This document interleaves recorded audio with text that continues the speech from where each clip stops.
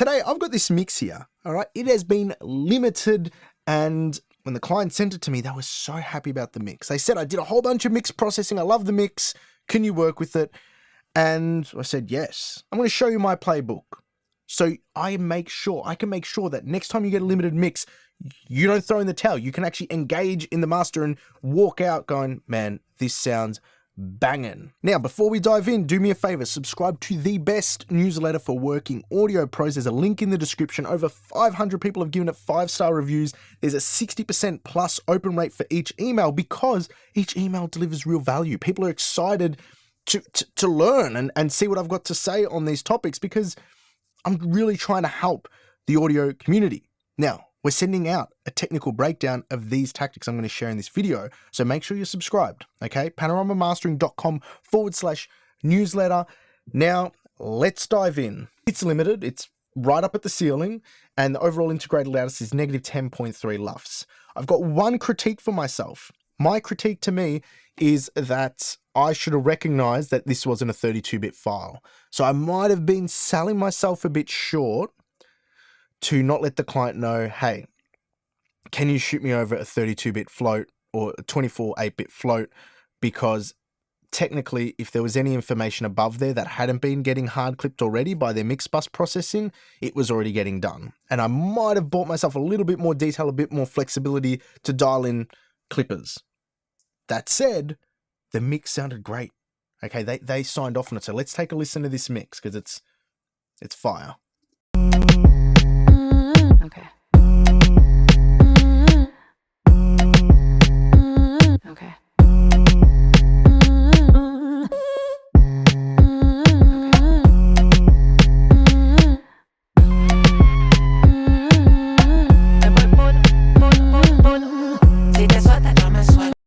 Do you hear that? It moves, it smacks the low end, sustain those. What? It's beautiful. Now, the first thing I noticed when I heard this is think of the beat.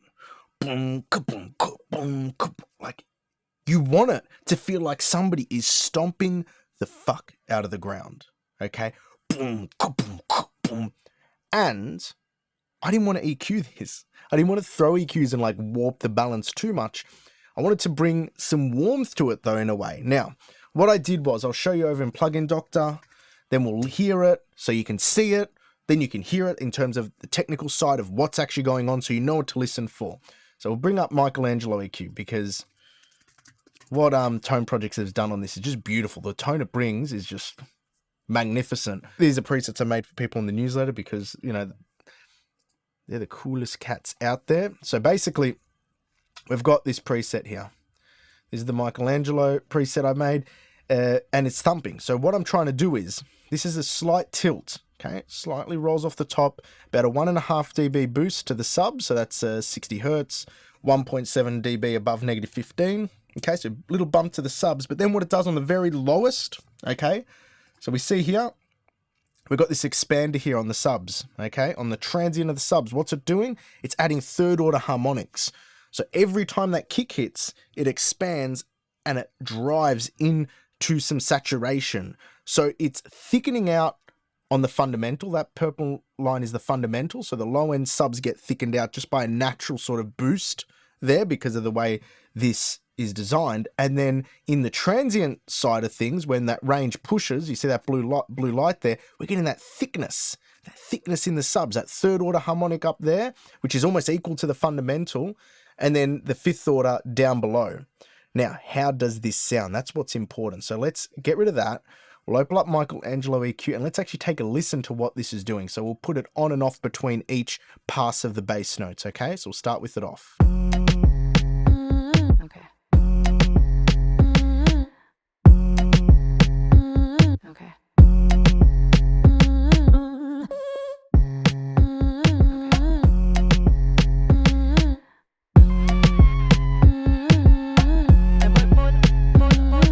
Just thickens out that low end. Remember I said at the start, I'm listening to the mix and I'm going, this has to be bombastic. Boom, ka-boom.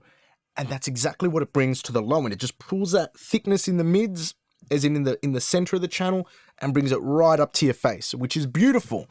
And this is about enhancing limited mix. So we're listening to the good qualities of it. If this was crunching and sounding horrible and thumping, I'd probably give some advice to the client and go, hey, we need to readdress a few things. But this is because they've kept their mix bus processing on. We're going to remember, this is what they've signed off on. We have to work with it. We have to embrace it. I love that, what that does to it. But then I'm like, I've got that low end fleshing out nice in the lows. What about the top end transients? What about that transient enhancement? This is something I do.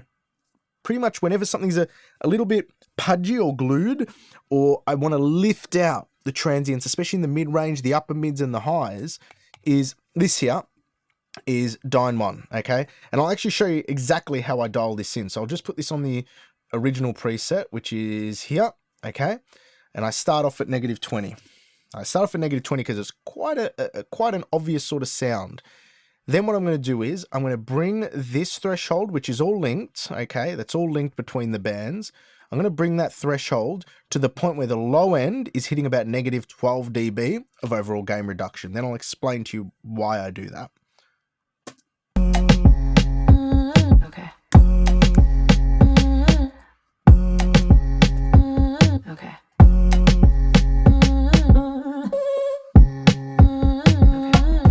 Okay. So the reason why I dial it in like this, and then I'm going to tweak the overall amount coming back in, is because I want the low end to be tight. Okay, so this is parallel compression. I'm blending in -20 decibels of this compressed signal is getting blended back in with the original one. I want the low end to be tight. I don't want that to be popping. I don't want it to be popping. I want the top end to be popping. That's what I want to be popping, because I want the transient and the snares and all the little details to come out. I want to compress it, but what's going to happen is when things get too loud in the top end, it's going to compress it and stop it popping too hard. If something isn't loud enough, it leaves it open. It doesn't compress it. It just boosts that signal. So it's like variably changing based on the amount of amplitude in each of those bands. So those higher bands, when there's a lot going on, it's going to compress and it goes, we don't want to put too much of this signal back in because it's going to get really nasty in the ears. But if there's not enough there, it's not going to compress at all. It's going to let it lift up. So you'll see that. You'll see that across these. And I'm just going to dial this back and then we'll A-B it, okay? Okay. Okay. Okay, so now this is where it's going to get beautiful. We're going to listen to these snares, all right? Before and after. Actually, you know what? We'll do the same thing as before. We'll loop twice. Okay, so let's go. Okay. Okay. Okay.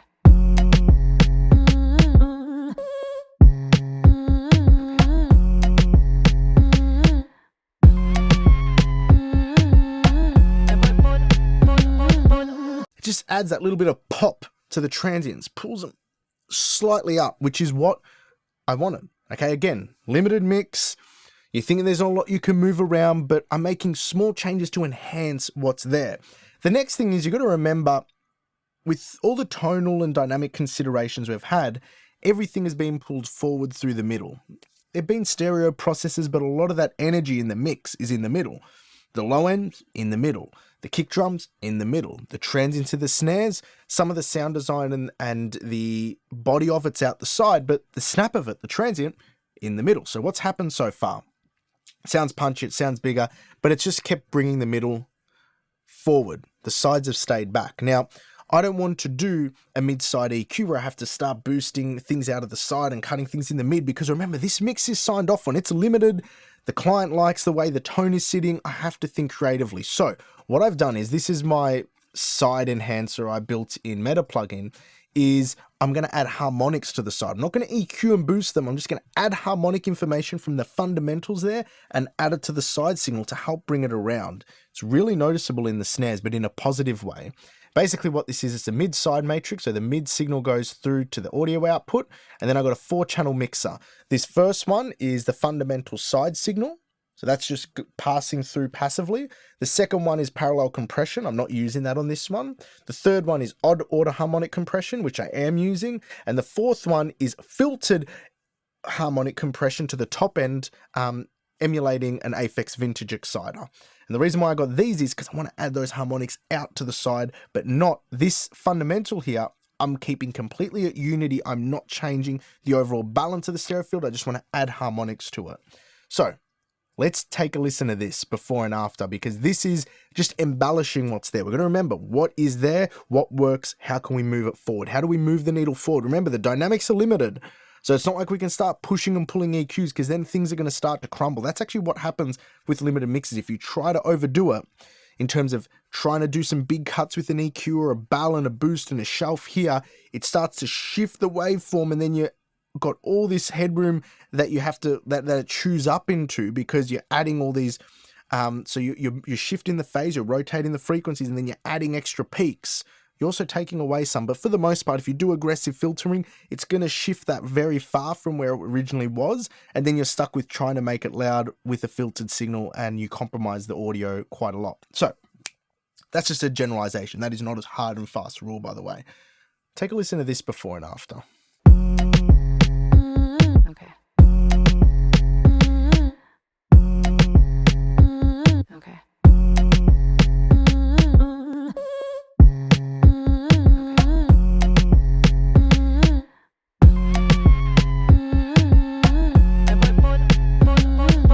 Now where we have to listen to other snares, because that's what I said. Now, when you listen to these snares, I do not want you to listen to the snap of the snare, but the body and tail of it, the ch.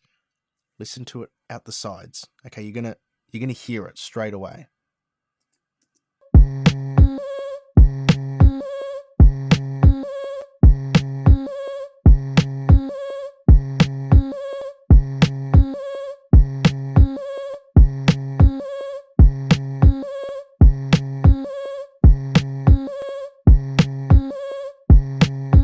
Very subtle, but it just adds a little bit of that depth in the body of the snare around the side. Now, the final frontier is loudness. I did use the guide particle in here because I like what it did to the sound, but that's not really a nor here nor there thing, because it just isn't. It wasn't a major consideration to embellishing what was there. It was sort of just another step in the process, which nor here nor there, like I said. The main things were the Michelangelo EQ, the Dyne one, and the stereo wideness. But now we're going to get onto loudness. So as housekeeping, what did I say at the start? You know, unfortunately, mastering engineers are sooks when they get a loud master, because they cry about headroom. I don't know why some mastering engineers do, because look what you can do. If a mix is up at the ceiling, you can use clip gain and bring it down, -6 decibels. And now I've got all the headroom I need. And now I've driven into all my processors. I can do the final limiting. Now there's a few things we're going to be doing here. Some really good housekeeping. Now, overall loudness, you're driving a track like this. I'm going to talk about the maximizer as an EQ, which is going to be a bit weird. You'll understand once I get through it, and the vintage limiter. Now, I'm going to start with the vintage limiter first, because this pairing the vintage limiter, the maximizer, Will Borza told me ages ago to do, and I am sort of somebody who's stubborn and stuck in their ways, and I have to discover stuff for myself in order for it to be valid, and he told me, and I sort of ignored it, which is just, he's one of the most beautiful people. I'm just sort of a stubborn asshole like that in my own brain, because I'm got my way of doing things, and unless I discover it for myself or figure it out for myself, I sort of turn off, which isn't a good thing. Anyway, it is actually a really good way and good technique to limit things using ozone. You doing the vintage limiter and the maximizer, and I'll show you why. Vintage limiter. The beauty of this is that as you approach the ceiling, as you approach the ceiling of the vintage limiter in analog mode, you get these third and fifth order harmonics, which thicken out the sound. Now, the byproduct of thickening out this sound, okay, so we'll go over to here, this ramp, -25, we'll just make a 440 hertz tone. The beauty of thickening out this sound is that there's -2, everything underneath it gets like a 0.2, 0.3 decibel lift, because it's almost like a soft clipping transfer into that ceiling. It's very soft around into that ceiling, but it's a couple tenths of a decibel of extra loudness and this sort of warmth up against the ceiling of those third and fifth order harmonics. So that's number one. That's why I use the vintage limiter. And I'll just quickly show you that vintage limiter, how I'm setting it up. So I've got a -0 thresholds. I'll put the delta mode in, and I'm going to bring the signal, the threshold down until I can hear the delta mode taking out a lot of low end, and then I'll back it off. The reason why is I don't want my low end to get tramped. That's number one, especially with electronic music. Mastering engineers push it too hard into the limiter or not listening to their limiter, and then the low end gets thinned out and they send it back, and the client's like, well, the low end sounds thin. And it's like, yeah, it sounds thin because you've not over limited, but you haven't listened to what you're doing with your limiter. So let's have a listen now.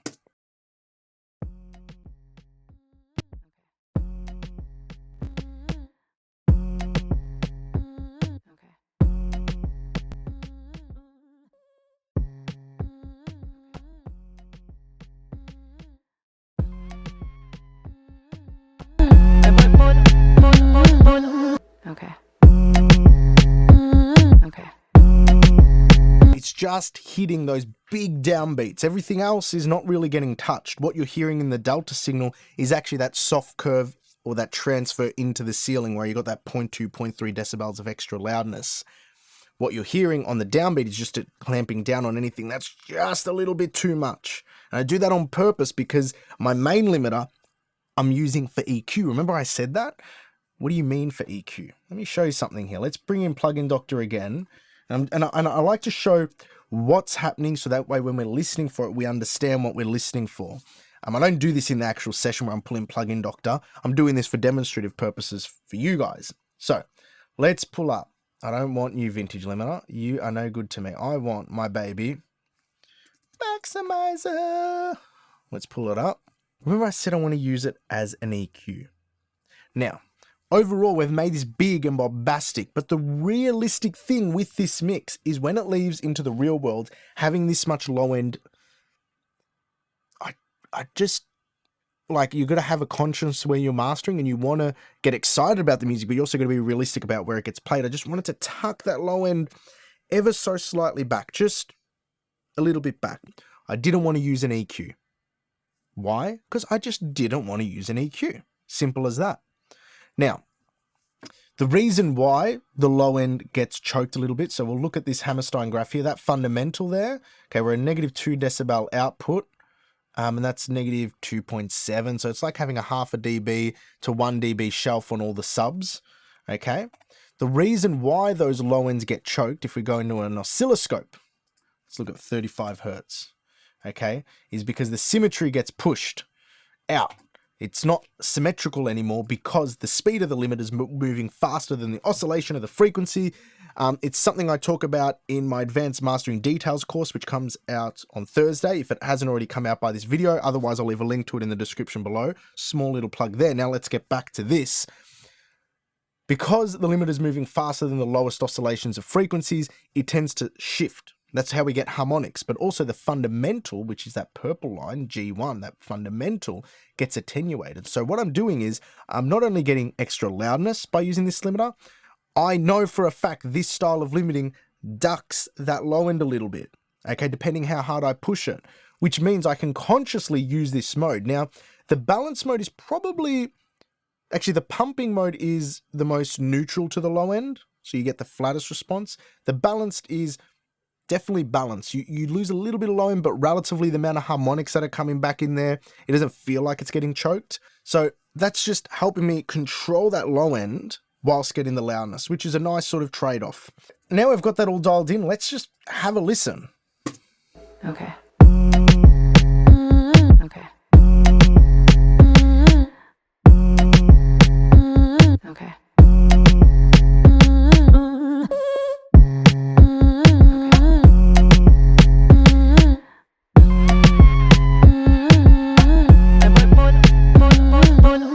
There you have it, how to work with a limited mix, or how at least I worked on this limited mix. Some of the considerations you can take in the tone and manipulating the tone and harmonics and dynamic depth are all there. Okay, it's your playground. If anything you take away from this is when you get a limited mix, throw it in, get the clip gain, drop it down 6 dB, and then the world's your oyster. You just have to think about the music, and then you're good. Anyway, until next time, take care.